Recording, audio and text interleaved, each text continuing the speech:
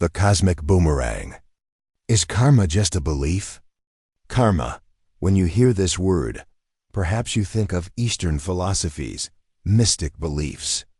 Maybe it seems a bit cliché, a bit like an empty consolation to you. Forget that. Now set aside everything you know.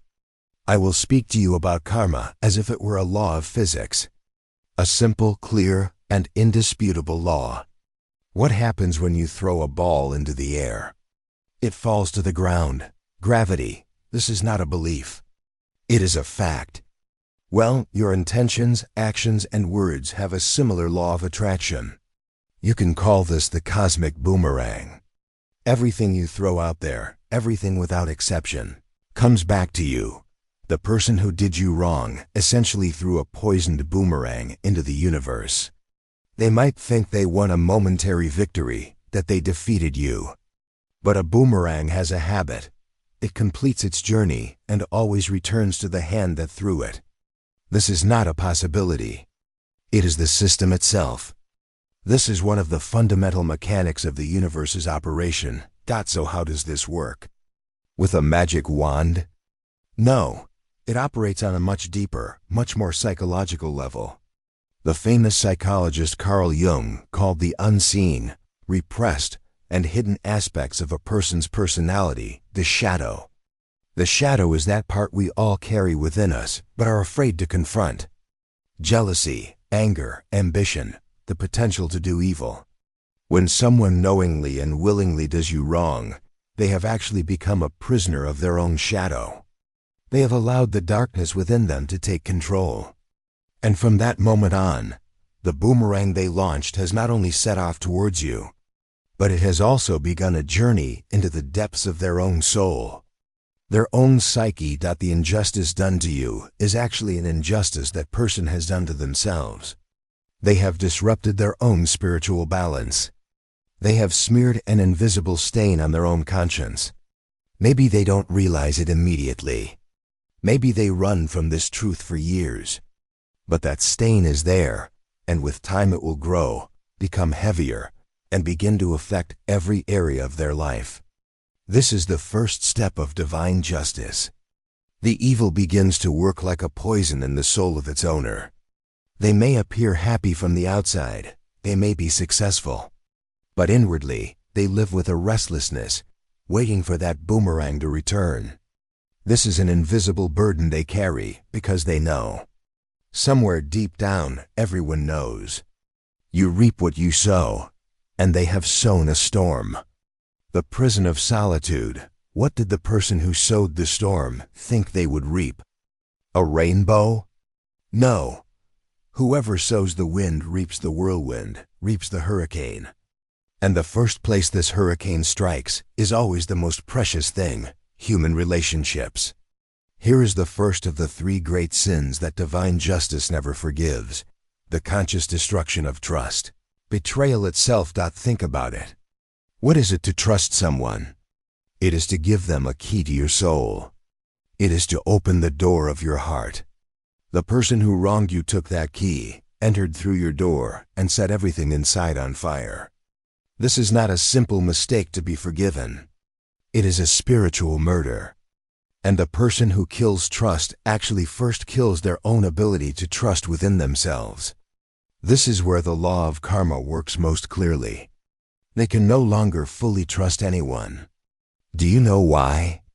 Because they think everyone is like them. They look for a dagger behind every smile, a trap behind every kind word. They project their own darkness, their own potential for betrayal, onto everyone they meet. Their life gradually turns into a fake stage. The people around them are either like them or those who haven't yet seen their true face. But they know deep down. They cannot form a genuine, deep, and sincere connection. Every relationship they build is like a structure built on a cracked foundation. It may look beautiful from the outside, but it is doomed to collapse at the slightest tremor. This is a web of solitude woven by their own hands. Carl Jung said, "What you do not confront becomes your fate." Well, because that person did not confront their own shadow, their own betrayal, their fate becomes solitude. This doesn't have to be physical solitude. The real punishment is feeling utterly alone in the midst of millions. It is falling into that bottomless pit where no one truly sees you, no one truly touches you, where even your laughter feels like it's echoing in an empty room. That pain you felt, that feeling of betrayal, well, that feeling is now their constant companion. But with one difference: you can heal, trust again, and move on with your life. Because you were the victim, not the killer. They, however, have long since swallowed the key to the prison they built themselves. The end of those who do evil is often to die alone in a crowd. This is a scenario they have written with their own hands. So what else awaits this person whose relationships are rotting, who is surrounded by false faces? Where will the cosmic boomerang's second stop be? Here we come to the second unforgivable sin, where justice becomes more concrete, more visible. The cracked mirror, the loss of peace. This soul imprisoned in the dungeon of solitude, having lost the key of trust, unable to form sincere bonds. Do you think this person can find peace inside that dungeon? Of course not. Because the second place the hurricane strikes is the mind itself. Here we have arrived at the second great sin that divine justice never forgives: arrogantly twisting the truth. Having the audacity to believe their own lie. What do you think the person who did that to you sees when they look in the mirror afterwards? A face full of regret? No, they justify themselves. They might even see themselves as the victim. They whisper to themselves that you forced them to do it, that you deserved it, that they actually did the right thing. This is the moment the mirror of the mind cracks.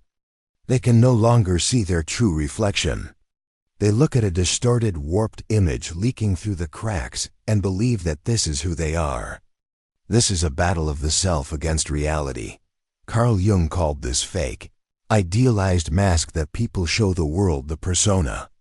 That person has now become a prisoner of this persona, this false mask. They try to forget who they really are, what they really did.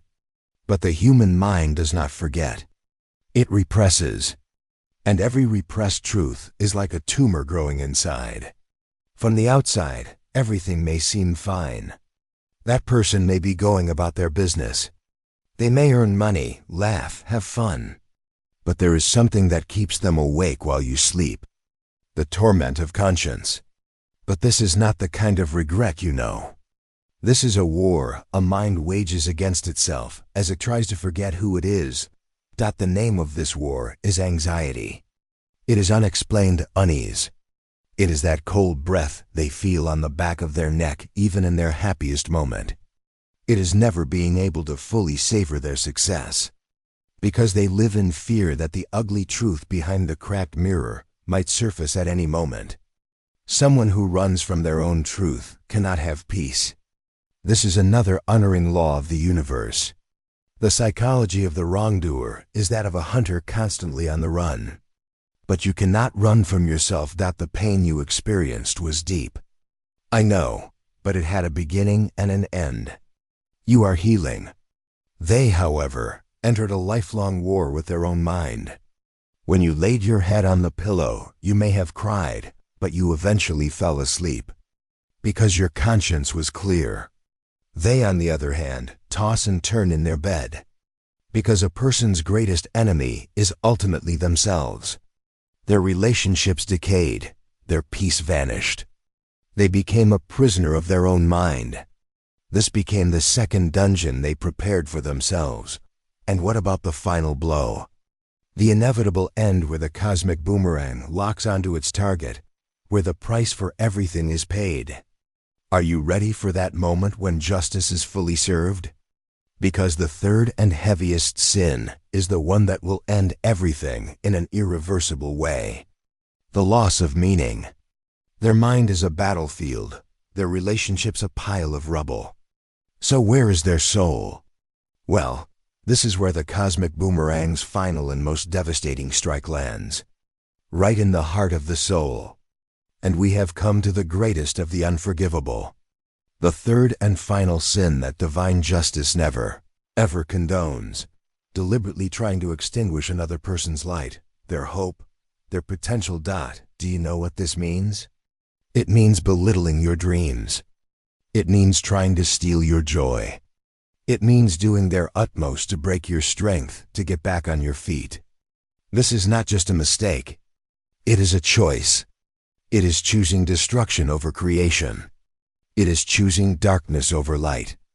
And the universe has a rule. Those who try to destroy eventually turn into a void within themselves. Those who destroy meaning lose the meaning in their own lives.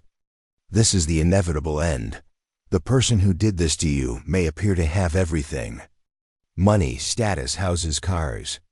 But one day, they will stand amidst everything they possess and ask that terrifying question: what is all this for? This is the moment we call the harvest of emptiness. The moment they reap the fruits of the evil, malice, and jealousy they sowed for years. But those fruits are tasteless. A vast emptiness, a nothingness. Their successes give them no pleasure. Their own laughter sounds fake even to their own ears. Their life turns into a movie whose colors have been stripped away, leaving only black and white. Because meaning is a person's spiritual fuel. It is what gets us out of bed in the morning, what makes us endure hardships, what makes life worth living. Those who try to steal another's fuel eventually find that their own tank is full of holes. No matter how much they fill it, that tank always remains empty. Carl Jung said that a person's most fundamental quest is to find meaning. A life that has lost its meaning is no different from that of a living corpse. This is the ultimate end of those who do evil. Hell is not a place of fire and brimstone. Hell is that bottomless spiritual void you feel when you have everything yet feel nothing. And do you know who comes to their mind as they flounder in that void? You, the one whose light they tried to extinguish but failed. Because while they were hurting you, they were actually killing their own soul. While they were harvesting emptiness, you were creating new meaning and new strength from your pain. While they were shrinking, you were growing. This was your silent victory. Do you see? Divine justice is not an angry God hurling thunderbolts from the sky. Divine justice is an infallible, flawless system that works like the cogs of a clock. It is a psychological law. Those who shatter trust are condemned to loneliness. Those who bend the truth lose their peace. Those who destroy meaning fall into the void. That was their story. That was their end. Stop thinking about what will happen to them. Stop investigating their lives like a detective. Stop spending your energy on them. Because you have already had your revenge. How? By healing. Your pain transformed you into someone wiser, more compassionate, stronger. You learned from that pain. You got back on your feet. Perhaps even now, as you hear these words, you can feel that strength within you. Their end became your beginning, so let them go. Let them reap what they have sown. The cosmic boomerang never misses its target. Your task is not to watch that boomerang. Your task is to look at your own sky, to walk your own path. Because the greatest revenge is to live a magnificent life in spite of them and without them. And you have already begun to achieve this. This is your story. Not theirs. Now, I want you to do something. This is something you will do for yourself, to seal your own victory. Go to the comments section and write a single word. I'm healing. Just write that word. This way, you will have made this promise to yourself, and when you look at the comments below, you will see that you are never alone, that thousands of people like you are walking this path, transforming their pain into power. Let us be each other's light. This community exists so you know you are not walking the path of healing alone. And if you don't want to walk this journey of self-discovery, empowerment, and meaning alone, subscribe to the channel and turn on the notification bell. Because the topics we've discussed are just the beginning. There are many more journeys we will take into the depths of your mind and soul. Journeys that will empower and enlighten you even further. This is a path you have embarked on for a personal revolution. Remember, the greatest victory is not a noisy revenge. but a quiet peace. Finding that peace, protecting it, and living with it every day is the true success. I will be here to accompany you on the path to that peace in the next episode. You will be part of a community that understands you, supports you, and walks in the same direction as you. Take care of yourself. On this journey, you are never alone.